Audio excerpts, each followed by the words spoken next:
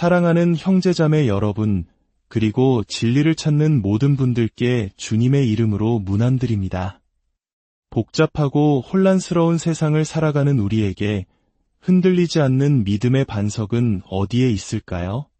오늘 우리는 잠시 세상의 소음에서 벗어나 영원의 관점에서 우리의 삶과 생각을 조명해보는 깊은 여정으로 여러분을 초대합니다. 이 이야기가 여러분의 마음에 하나님의 크신 은혜와 평강을 가져다 주기를 소망합니다. 잠시 시간을 내어 구독과 좋아요를 눌러주시는 여러분의 작은 손길은 단순히 이 채널을 지지하는 것을 넘어 생명의 말씀이 더 많은 영혼에게 닿게 하는 귀한 사역에 동참하는 것입니다. 이 선한 일에 함께하시는 모든 분들의 삶에 하나님의 축복이 가득하기를 기도합니다. 어떤 것들은 영원의 빛 아래에서만 비로소 의미를 가집니다. 영원함이란 논리와 이성의 가장 근본적인 초석입니다. 우리가 이 영원이라는 관점을 잃어버리는 순간 우리는 언젠가 주님 앞에 서서 우리 삶 전체를 결산하게 될 것이라는 사실 또한 있게 됩니다. 이 중요한 진리가 삶이라는 방정식에서 지워질 때 우리는 어리석은 결정을 내릴 가능성에 훨씬 더 취약해집니다. 지혜는 우리에게 주어진 날들이 유한하다는 것을 깨닫는 데서 옵니다. 우리가 그 사실을 인정하고 살아갈 때 성경 말씀처럼 지혜로운 마음을 주님께 드릴 준비를 하며 살아가게 되는 것입니다. 우리의 삶을 두고 벌어지는 영적 싸움의 핵심에는 바로 우리의 생각이 있습니다. 우리가 어떻게 생각하고 어떻게 세상을 바라보는가 하는 것이 이 싸움의 성패를 좌우합니다. 저는 주님께서 우리 삶에 매일매일 당신의 생각은 어떠한지, 새롭게 된 마음이란 진정 어떤 모습인지를 가르치기 위해 일하신다고 굳게 믿습니다. 저 또한 성경을 사랑하고 말씀을 암송하는 것을 즐깁니다. 하지만 어떤 질문에 성경 구절 하나로 대답할 수 있다고 해서 그것이 곧 새롭게 된 마음을 가졌다는 의미는 아닙니다. 사탄 역시 모든 질문에 성경 구절로 답할 수 있습니다. 새롭게 된 마음이란 그저 올바른 답을 아는 것과는 차원이 다른 문제입니다. 특히 오늘날의 문화 속에서 정답을 아는 것은 대단한 가치로 여겨집니다. 아마 한국에서 나고 자란 많은 분들이 이 말에 깊이 공감하실 겁니다.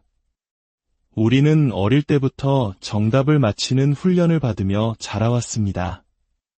정답을 향한 갈망은 우리 사회 깊숙이 뿌리내린 거대한 가치관입니다.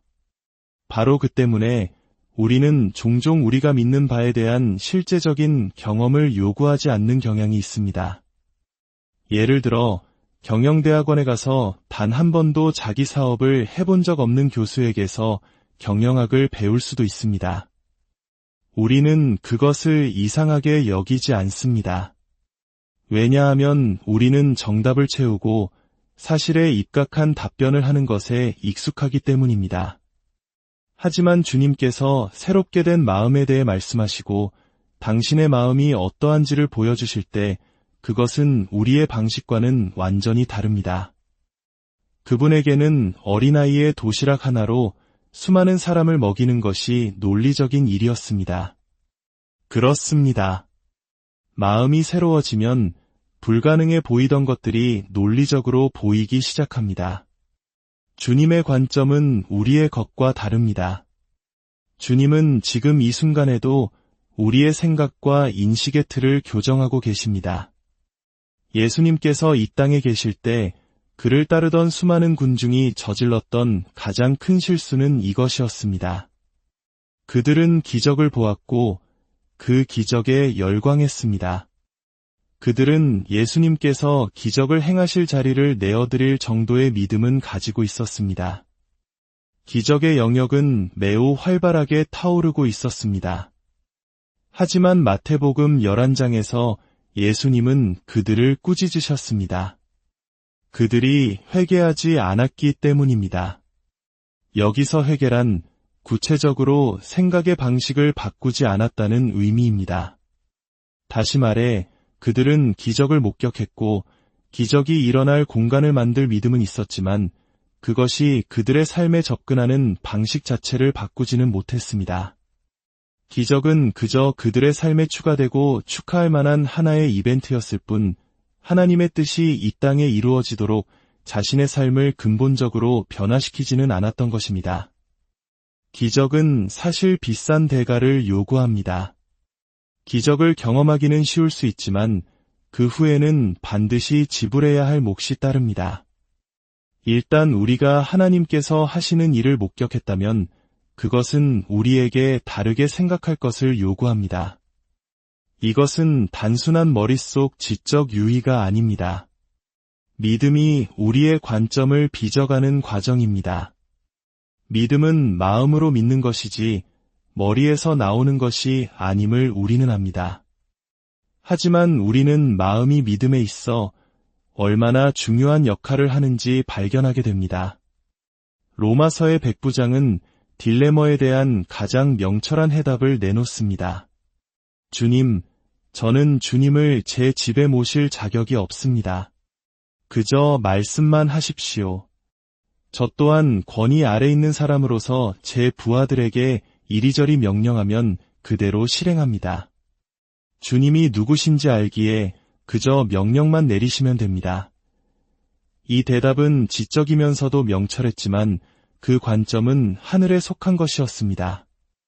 이처럼 마음은 쓸모없는 것이 아니라 지극히 유용합니다. 다만 믿음의 원천이 아닐 뿐입니다. 새롭게 된 마음은 마치 강둑과 같습니다. 강둑 자체가 강의 흐름을 만들지는 않지만 믿음이라는 강물이 힘차게 흐를 수 있는 길과 환경을 만들어줍니다. 진정한 믿음이 활성화될 수 있는 토양을 마련해주는 것이 바로 새롭게 된 마음입니다. 사실 우리 대부분은 믿음이 부족한 것이 문제가 아닙니다. 불신이 문제입니다. 예수님께서도 믿음에 대해 말씀하시며 겨자씨 한 알만 한 믿음만 있어도 충분하다고 하셨습니다. 저는 늘 더 큰 믿음을 갖기 위해 애쓰곤 했습니다. 하지만 주님은 본질적으로 이렇게 말씀하시는 것입니다. 내가 이미 가진 것으로도 산을 옮길 수 있다. 다만 원수가 심어놓은 경쟁하는 씨앗들, 즉 불신의 씨앗들을 제거하기만 한다면 말이다. 씨 뿌리는 자의 비유를 기억하십니까? 건강한 씨앗이 심겨도 그 옆에 잡초가 자라나 토양의 양분을 놓고 경쟁합니다. 잡초는 하나님이 심으신 씨앗보다 더 빨리 자라나 결국 그 생명의 숨통을 조여버립니다. 이것이 바로 믿음의 성장을 가로막는 불신의 모습입니다. 그러므로 위대한 믿음은 애씀이 아니라 순복에서 나옵니다.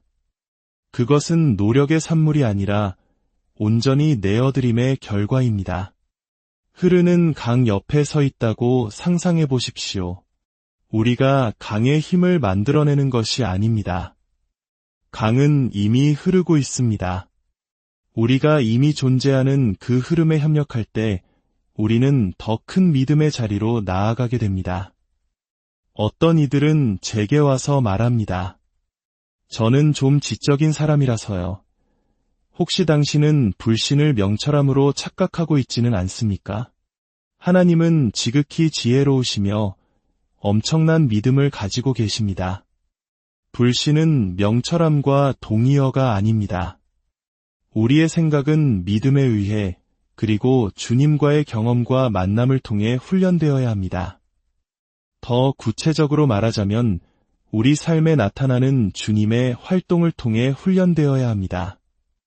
우리가 주님의 일하심을 관찰하든 주님께 쓰임받든 어떤 문제에 대해 주님께서 우리를 다루시든 하나님의 모든 활동은 미래의 사건들을 우리가 어떻게 바라보아야 하는지 다시 훈련시키기 위해 그분의 방식을 드러내시는 것입니다. 우리가 삶에서 경험하는 하나님의 역사는 현재 우리가 마주한 문제들을 바라보는 렌즈가 되어야 합니다. 우리 함께 마가복음 8장을 살펴보겠습니다. 13절부터입니다. 예수께서 그들을 떠나 다시 배에 올라 건너편으로 가시니라. 제자들이 떡 가져오기를 잊었음에 배에 떡 한 개밖에 그들에게 없더라. 예수께서 경고하여 이르시되 삼가 바리새인들의 누룩과 헤롯의 누룩을 주의하라 하시니 제자들이 서로 수군거리기를 이는 우리에게 떡이 없음이로다 하거늘 저는 제자들을 보며 웃을 때가 많습니다. 왜냐하면 제 모습이 그들과 너무나도 닮았기 때문입니다. 그들은 서로 수군거렸습니다. 빵을 안 가져와서 저러시나 봐. 예수께서 아시고 이르시되 너희가 어찌 떡이 없으므로 수군거리느냐? 아직도 알지 못하며 깨닫지 못하느냐? 너희 마음이 둔하냐? 잠시 15절로 돌아가 보겠습니다. 삼가 바리새인들의 누룩과 헤롯의 누룩을 주의하라. 여기서 누룩은 미묘한 영향력을 의미합니다. 그것은 하나의 정신, 사고방식, 즉 세계관의 영향력입니다. 헤롯의 누룩은 인본주의, 즉 정치 시스템을 상징합니다. 하나님의 존재를 부정하지는 않지만 삶의 실제적인 문제에 하나님을 끌어들이지 않는 생각입니다. 반면 바리새인들의 누룩은 모든 것의 중심에 하나님을 두는 종교 시스템입니다. 정치 시스템과 종교 시스템, 이 두 가지가 오늘날에도 우리의 현실 인식을 지배하기 위해 치열하게 경쟁하고 있습니다. 그리고 우리는 철학적으로는 100% 오르면서도 그리스도의 영으로부터는 완전히 벗어나 있을 수 있다는 것을 알아야 합니다. 우리가 옳다는 것에서 자기 확신을 얻기 시작하면 우리는 하나님 나라의 방식이 아닌 이 두 시스템 중 하나에 발을 들이게 되는 것입니다. 예수 그리스도의 주권 밖에서 이루어지는 모든 논증은 실패할 수밖에 없습니다. 이 장의 뒷부분에서 예수님은 제자들에게 자신의 고난과 죽음, 그리고 부활에 대해 말씀하십니다. 그러자 베드로가 예수님을 붙들고 꾸짖기 시작합니다. 상상이나 할 수 있는 일입니까? 그러자 예수님은 베드로를 향해 무섭게 말씀하십니다. 사탄아, 내 뒤로 물러가라. 내가 하나님의 일을 생각하지 아니하고 도리어 사람의 일을 생각하는도다. 사람의 일, 즉 그리스도가 중심이 되지 않은 인본주의는 그 본질이 악마적입니다. 삶의 모든 문제에 대한 유일한 해결책은 예수 그리스도의 주대심입니다. 대부분의 사람들은 돈 문제가 있는 것이 아니라 주권의 문제가 있습니다. 다시 이야기로 돌아와서 예수님께서 누룩에 대해 경고하시자 제자들은 점심을 챙기지 않은 것 때문에 야단 맞는다고 생각했습니다. 이 순간만큼 예수님과 제자들이 서로 다른 책을 읽고 있었던 때도 없을 것입니다. 예수님은 마치 이렇게 말씀하시는 듯합니다. 좋다. 일단 점심 이야기라고 치자. 18절입니다. 눈이 있어도 보지 못하며 귀가 있어도 듣지 못하느냐? 그리고 기억하지 못하느냐? 내가 떡 5개를 5,000명에게 떼어줄 때에 조각 몇 바구니를 거두었더냐? 그들이 대답합니다. 12이니이다. 또 7개를 4,000명에게 떼어줄 때에 조각 몇 광주리를 거두었더냐? 그들이 대답합니다. 7이니이다. 이르시되 아직도 깨닫지 못하느냐? 보십시오. 더 적은 것으로 시작했을 때 우리는 더 많은 사람을 먹이고 더 많은 것이 남았습니다. 더 많은 것이 항상 더 좋은 것은 아닙니다. 주님은 약한 것들과 깨진 것들을 사용하시는 데에는 이유가 있습니다. 예수님은 제자들의 생생한 역사, 그들이 직접 참여했던 기적의 현장으로 그들을 데려가십니다. 너희가 바로 거기에 있었다. 너희가 사람들을 먹이는 것을 도왔고 남은 조각을 줍는 것을 도왔다. 그런데 그들은 무엇을 걱정하고 있습니까? 점심빵이 없다는 사실입니다. 예수님은 묻습니다. 어찌하여 너희는 빵이 없다고 논쟁하느냐? 이 질문은 오늘날 저와 여러분에게도 동일하게 적용됩니다. 하나님의 초자연적인 공급을 경험한 적이 있다면 그 이후에 내가 가진 것이 없다는 생각에서부터 사고를 시작하는 것은 우리에게 불법입니다. 왜 너의 논리는 내가 가지지 않은 것에서부터 시작하느냐? 어쩌면 우리는 책임감 있는 사람이 되려고 노력할 뿐이라고 변명할지도 모릅니다. 저도 그 마음을 이해합니다. 하지만 그 생각은 하나님 나라의 방식이 아닙니다. 18절 말씀은 제게 큰 도움이 되었습니다. 눈이 있어도 보지 못하며 귀가 있어도 듣지 못하느냐? 그리고 기억하지 못하느냐? 보이지 않는 막막한 순간에 주님께서 우리에게 물으십니다. 눈이 있는데 왜 보지 못하느냐? 네, 주님. 지금은 아무것도 보이지 않습니다. 귀가 있는데 듣지 못하느냐? 네, 지금은 아무것도 들리지 않습니다. 그렇다면 기억할 수는 있느냐? 기억하는 것, 그것은 우리가 언제나 할 수 있는 일입니다.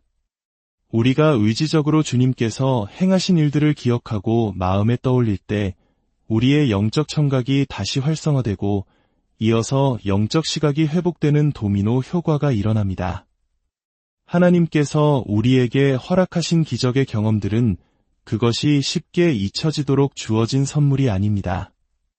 그것은 현재의 문제를 바라보는 법을 우리 눈에 가르치기 위해 주어진 것입니다. 예수님은 제자들을 그들의 경험 속으로 다시 데려가십니다. 오병이어의 기적과 칠병이어의 기적이라는 초자연적 공급의 경험이 배 안에 빵이 한 덩어리밖에 없는 현재의 순간을 바라보는 렌즈가 되기를 기대하신 것입니다. 믿음은 봅니다. 회심은 우리에게 볼 수 있는 능력을 줍니다. 어떤 분들은 하나님의 음성을 듣기 어렵다고 말합니다. 하지만 혹시 어려운 상황 속에서 설명할 수 없는 평안을 느낀 적이 있으십니까? 바로 그것이 주님의 음성입니다. 단지 우리가 다른 방식으로 듣고 있을 뿐입니다. 주님의 임재, 그 자체가 그분의 말씀이여 음성입니다. 새롭게 된 마음, 즉 그리스도의 마음은 로마서 12장에서 하나님의 선하시고 기뻐하시고 온전하신 뜻이 무엇인지 분별하도록 한다고 말합니다. 그리고 하나님의 뜻은 주기도문에서 가장 잘 정의됩니다. 뜻이 하늘에서 이루어진 것 같이 땅에서도 이루어지이다. 새롭게 된 마음은 바로 하늘의 실제가 이 땅에 나타나도록 믿음이 흐르는 통로를 만듭니다. 그리스도의 마음은 단순히 우리가 죄를 짓지 않도록 돕거나 병든 자를 위해 기도하고 낫게 하는 능력에만 국한되지 않습니다. 그것은 인류의 재앙과 어려움을 해결할 수 있는 발명이기도 합니다. 과학과 의학에 대한 통찰력이 되어 장기적인 해결책을 가져오기도 합니다. 바로 이 순간에도 주님의 마음속에는 이 행성의 모든 문제에 대한 해답이 있습니다. 그분은 우리를 이 땅의 변화를 만들기 위해 심으셨습니다. 그리고 그 비밀들을 우리를 위해 감추어 두셨습니다. 우리를 피해서 숨기신 것이 아닙니다. 우리가 어린아이와 같이 될 때 이 비밀을 찾을 수 있는 왕같은 제사장이 됩니다. 어린아이에게는 모든 것이 모험입니다. 그들은 실패를 두려워하지 않고 상자 더미로 요새를 만듭니다. 원수가 우리를 끊임없이 불안하고 초조하게 만드는 이유는 그것이 하나님의 음성을 듣는 우리의 능력을 차단하기 때문입니다. 우리는 창의적인 모드가 아닌 생존 모드에 갇히게 됩니다. 염려와 불안은 이 열등한 세상이 우리의 생각에 얼마나 큰 영향을 미치고 있는지를 드러내는 척도일 뿐 문제 해결에는 아무런 도움이 되지 않습니다. 사랑하는 여러분, 이 모든 이야기의 핵심은 이것입니다. 새롭게 된 마음이란 하나님의 실제가 우리의 세상으로 흘러 들어오게 하는 도구입니다. 그것은 우리를 망가뜨리는 것들을 내려놓고 순복함으로써 하나님께서 그 통로를 통해 흐르시도록 하는 것입니다. 우리가 놓쳤던 떡의 교훈은 무엇이었을까요? 떡이 저절로 불어난 것이 아니었습니다. 예수님의 손을 거쳐 제자들의 손을 통해 불어났습니다. 제자들은 너희가 먹을 것을 주라고 하신 예수님의 명령에 그 명령을 뒷받침하는 하늘의 능력이 함께한다는 사실을 깨닫지 못했습니다. 만약 그들이 그 사실을 깨달았다면 생명을 위협하는 폭풍이 몰아치는 배 안에서의 관점은 완전히 달라졌을 것입니다. 왜냐하면 예수님께서 이미 건너편으로 가자고 말씀하셨기 때문입니다. 오늘 말씀을 통해 여러분의 삶을 부족함의 렌즈가 아닌 하나님의 신실하심을 기억하는 렌즈를 통해 바라보는 법을 배우시기를 축복합니다. 여러분의 마음이 날마다 새로워져 이 땅에서 하늘의 뜻을 이루는 통로로 귀하게 쓰임 받으시기를 주님의 이름으로 간절히